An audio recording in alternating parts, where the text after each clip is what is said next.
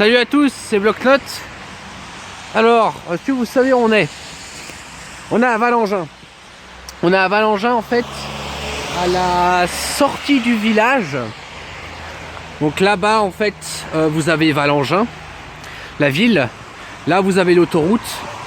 Vous avez la route qui monte à je sais pas où. Enfin bon voilà. Qu'est-ce qu'il y a d'intéressant ici? Il y a ça. Il y a ça. Alors, là on est devant le fortin numéro 950 de Valengin. C'est un fort qui a connu une réorganisation, si on peut dire.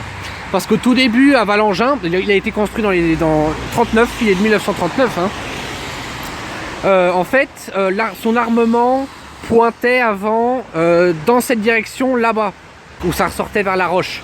Parce qu'il n'y avait pas d'autoroute. Il n'y avait pas d'autoroute avant.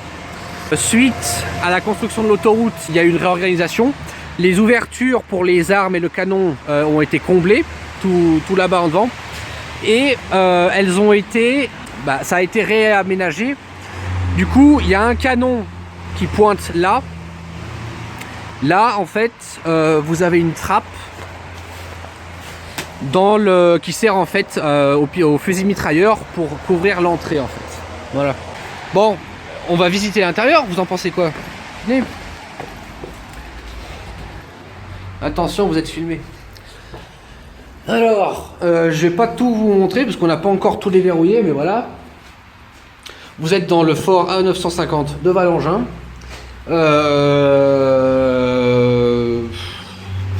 Voilà, que vous dire. Alors, vous êtes ici en fait. Alors, voilà.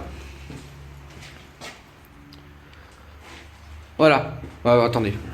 Pour reprendre mes explications, ce sera plus clair, je pense.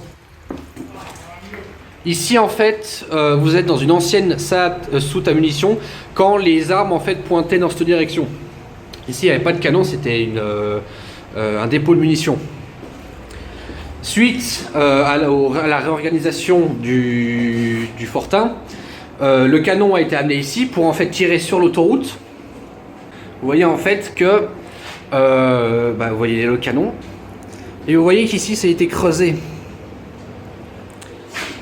parce qu'en fait il n'y avait pas la place de pouvoir mettre le canon, c'est pour ça ils ont dû creuser, donc tout est extrêmement étroit, c'est normal, c'est parce qu'à la base c'était pas conçu pour accueillir un canon. Voilà. Alors vous avez plusieurs munitions. Alors vous avez de la munition ici anti-personnel, HE, explosive. Vous avez aussi ici, alors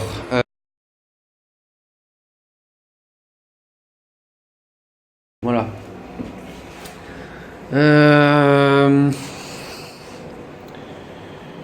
Voilà, les systèmes de ventilation, vous avez les masques à gaz, la trappe là pour le fusil mitrailleur. Et puis voilà quoi. Et puis voilà.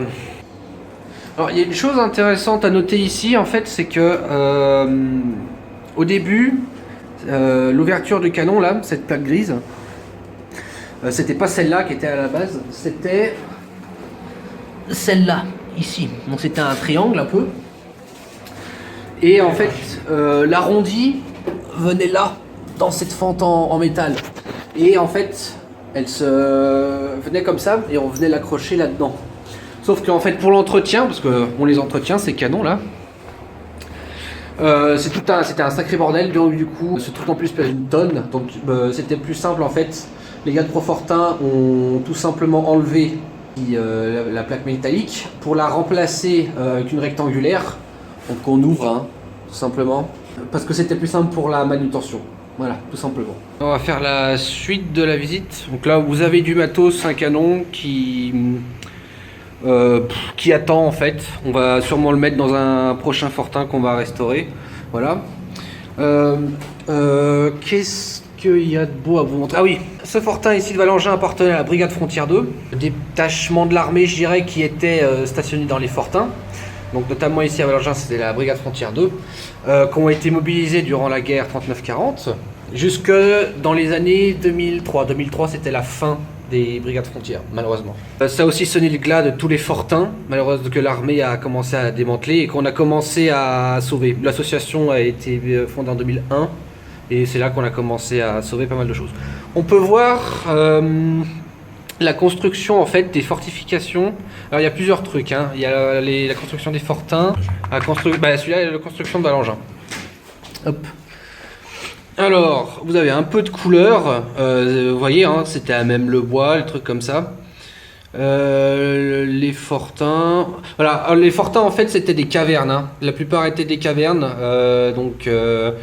La roche de Châteloise en était très riche. Ils ont vu que c'était. Ah oui d'ailleurs, ce fortin ici en fait était une ancienne caverne glaciaire. Voilà. Là, on peut voir des mecs qui sont en train de faire des ouvrages pour les mines anti-chars. Vous avez ici en fait un barrage qui est appelé Araignée. Et en fait, c'était surtout à la frontière entre la France et la Suisse, ou l'Allemagne et la Suisse, ou l'Italie et la Suisse. Donc, vous aviez toutes les lignes de chemin de fer qui menaient vers les autres pays. Il y avait des énormes blocs de béton chaque côté de la ligne de chemin de fer.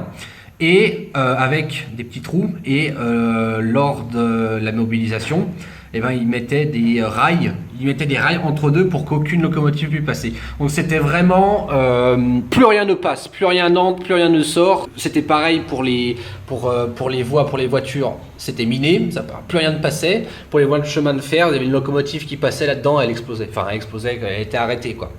Là vous avez les fameux Toblerone pour la défense anti-char. Vous avez ici des photos de la mobilisation. Voilà, mai 1940. Voilà. Après. Voilà. Nos fiers soldats.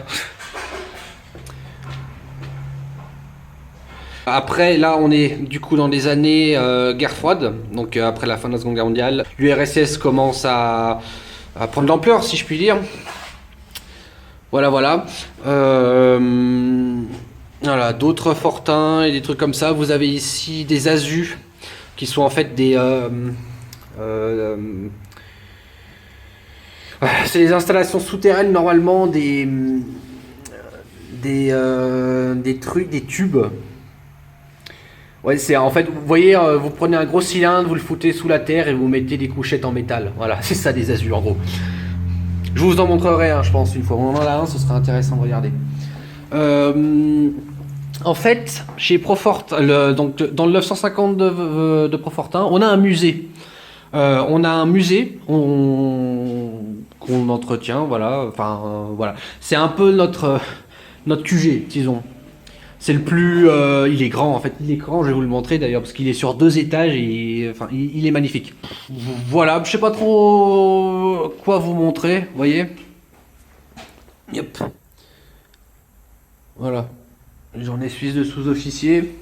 Donc là, hop là, on s'aventure plus dans les entrailles et vous pouvez voir qu'il est sur 2 étages. Vous avez l'échelle qui monte. Alors là, en fait, c'est le la cantine, réfectoire. On a aussi des toilettes, chambre pour dormir. Et puis il y a une sortie de secours. Voilà. Alors attendez, je vais voir si je peux mettre de la lumière. Ah bah attends. Ah, excellent. Donc, vous avez plusieurs fortins. Alors, le 951, nous, on est dans le 950. Le 951, je vais vous le montrer, en fait, parce qu'il est lié au 950, il sert à le couvrir. Je vais vous le montrer après. En fait, en Suisse, vous avez il y a énormément de fortifications militaires. La Suisse n'en a pas l'air, mais c'est un pays extrêmement militarisé. Et vous avez beaucoup de... Vous voyez, ça, c'est une simple cabane. Bah, en fait, non. C'est un fortin, vous voyez.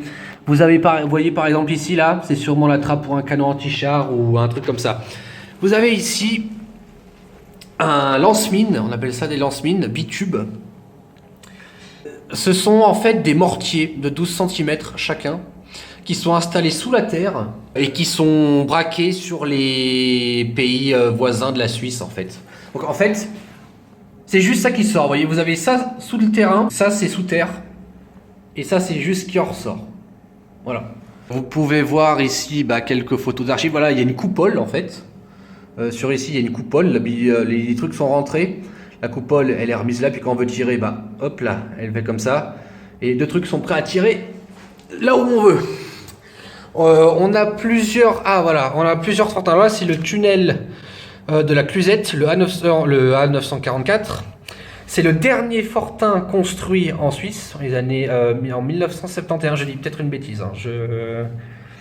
Je corrigerai au montage si c'est nécessaire. Tunnel de la Cluzette, vous avez ici un canon anti-char, la trappe pour le canon anti-char. La mitrailleuse, je vous le montrerai aussi. Il est magnifique, vraiment. Vraiment très très beau. Ici, en fait, vous avez le 935, 936. Ce sont en fait les fortins qui existaient avant que le tunnel de la Cluzette existe. Parce que je vous disais, en fait, tous ces ouvrages, ce sont des trucs qui ont été construits en 39, 40. Et je vous ferai un truc avec Google Maps hein, de toute façon. Avant qu'il y ait ce tunnel où les bagnoles passaient, en fait, il y avait une route nationale, Paris-Neuchâtel, qui était très très petite. Hein, et ces fortins étaient là pour couvrir cette route. Voilà. Là, vous avez d'autres fortins que j'ai pas encore eu l'occasion d'aller voir. 928. Ah, le 928, bah, c'est celui que je vous avais montré dans la précédente vidéo, celui qu'on est en train de restaurer. 924, après voilà, on en a, je vous ai dit, dans l'association on en a 15. Certains sont complètement abandonnés, d'autres sont très complets, comme par exemple ceux qu'on a ici. Vous avez ici par exemple le 933, je vous ferai une vidéo aussi dessus. Vous avez une maquette en fait, et dans celui-là c'est vraiment hyper intéressant parce qu'on peut voir en fait que c'est vraiment taillé dans la roche, enfin, qu'il y a vraiment une caverne. Il y a toujours cet aspect caverne plus le bétonnage. Voilà, donc voilà, là vous voyez, c'est vraiment là qu'on peut voir que c'est vraiment à la base une caserne, les escaliers taillés dans la roche avec un peu de béton, et là-bas j'ai envie de dire le coffrage en béton quoi. Je vous ferai une vidéo, c'est vraiment hyper chouette.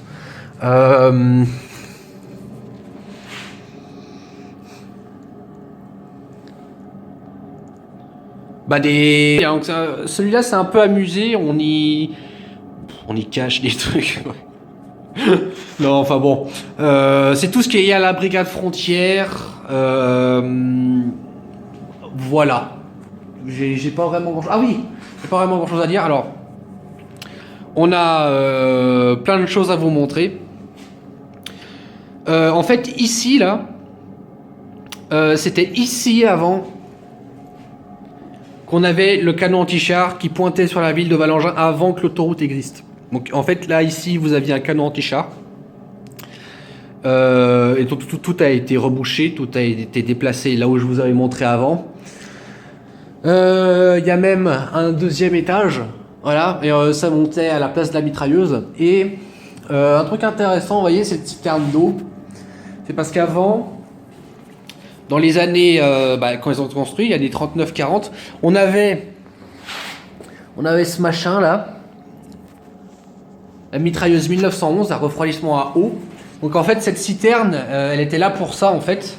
C'est que le tuyau là, on le foutait là-dedans je pense. Comme ça on refroidissait la mitrailleuse. Elles ont ensuite été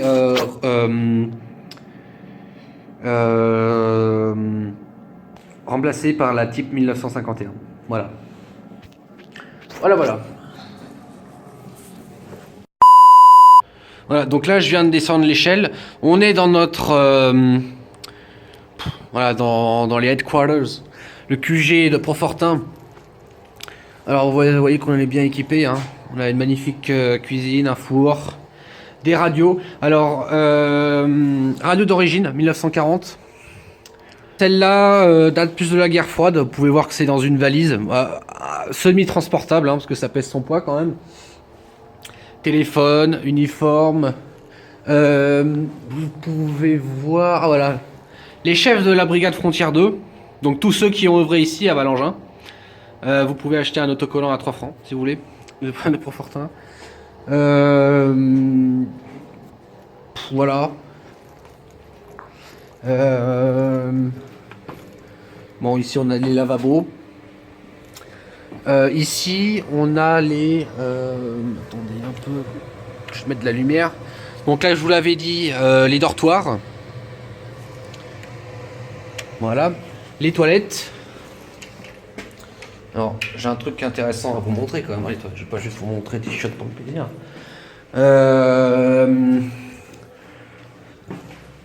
Bon, ouais, voilà, des toilettes. Encore des toilettes, mais...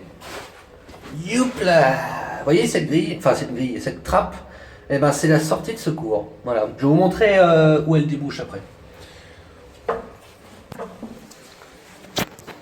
Donc là, en fait, on est en face de l'ancienne position en fait de l'armement du Fortin à 950, qui donne du coup lieu en fait, qui donnait vision sur la route de Valengin et le village de Valengin.